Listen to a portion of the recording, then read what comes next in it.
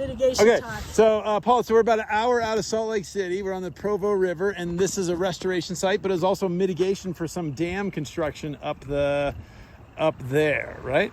Jordanelle Dam, yes. So how big, etc.?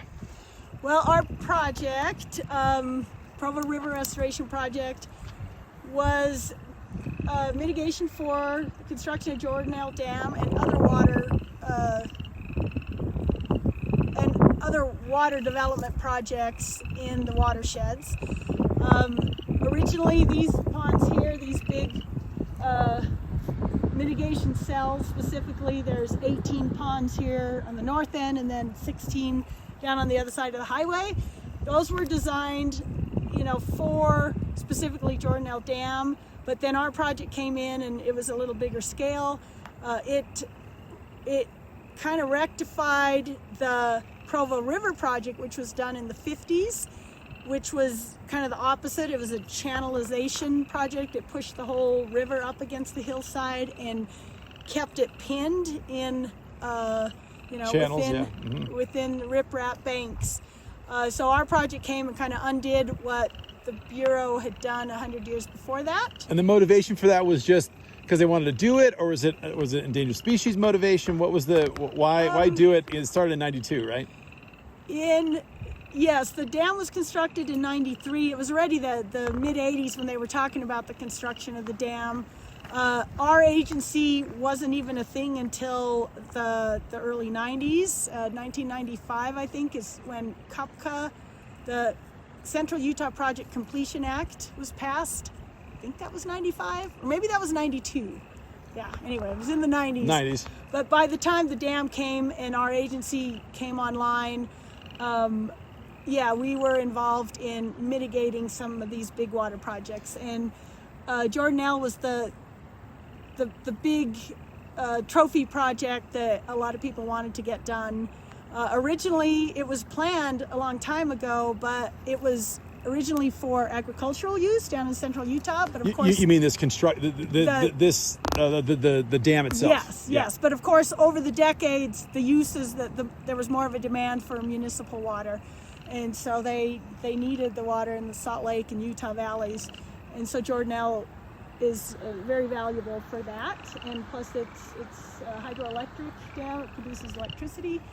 And so it was general riparian improvement. It wasn't necessarily one particular critter that set off the mitigation. Yes, the Columbia spotted frog was just one of the species of concern because of at that time the population that they knew that was going to be impacted by the construction.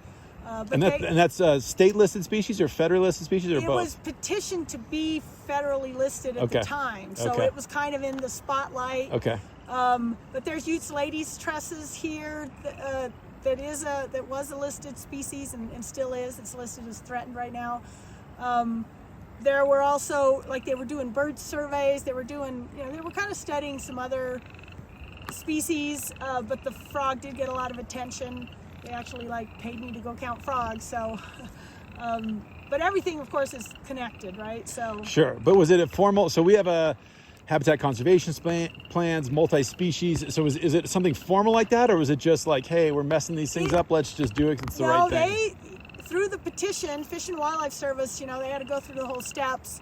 I think it was categorized as warranted, but due to higher priorities, we're not really going to do anything about it. Okay. Something like that. The gotcha. Category, I'm so Sure. No, I got it. That's cool. That's cool. And so go back and read that article. No, all good. But it was biological. It wasn't hydrogeomorphic or any kind of water movement mitigation. It was mostly impacts to habitat for critters. Yes. Okay, yes. cool. Awesome. I believe that's the case. And so 18 cells, you said 1,200 acres, right? The whole property. Yes. Well, these upper mitigation cells were only a few hundred acres. I don't know how many, but then when we did our whole project, when that was approved, it took some doing to get the locals behind it. A few started selling land, and then the dechannelization stuff. Yes, the big Provo River Restoration Project, which this is Reach 9 here, but it goes all the way from Jordanelle down 10 miles down to Deer Creek. Okay, cool. So we have 9 reaches actually. This is Reach 9. Reach 1 is down by Deer Creek. And the heart of the frogs were located in these upper reaches because the main population was centered pretty much right where the dam is now and inundated. There is a remnant population. It's probably a lot smaller than what's down here, but they're up in Rock Cliff, up into the upper Provo area. They found them even way up into the Uintas in the Forest Service. Some of the drainage that's up there, the Forest Service found them since. Cool. So, yeah. And cultural uses. So, are there? So there's a lot of fishing and recreation. Are there any Native American usage of this parcel, or not so much? Unfortunately, not. That would be great if we had some input. I know the Timpanogos tribe, their homeland was where the lower Provo goes down, and they did actually use this probably more for summer. Okay. I found an old USGS or an old map from the land survey, which I think turned into the Department of Interior, but from 1856 or. Wow.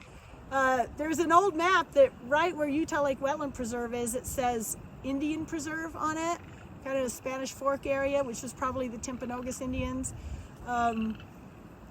Yeah, there's some interesting history there.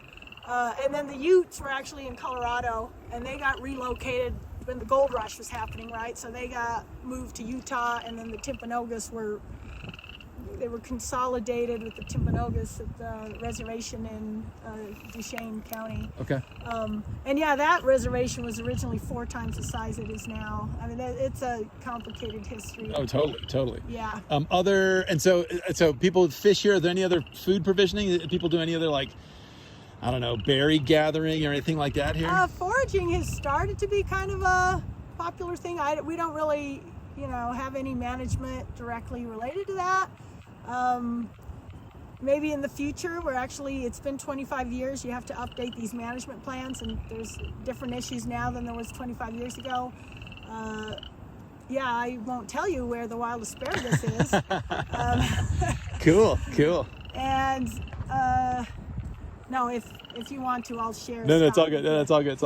So in summary, it's not a mitigation bank. It was mitigation for specific projects, but you guys are continuing to maintain, manage it, and do invasive species control and stuff like that. Mitigation Commission, we're a federal agency. It's currently under our management. The lower Provo, the Provo River Delta, that project will be handed directly over to DWR to manage as a wildlife mitigation area. Or wildlife management area, WMA. So that will be transferred over to the state. This area, it's still, we're hoping that Bureau of Reclamation will be able to maintain some of the management issues. So, and I'm not around to keep the fishermen in line. Sweet. Well, this is a beautiful project. Pretty cool.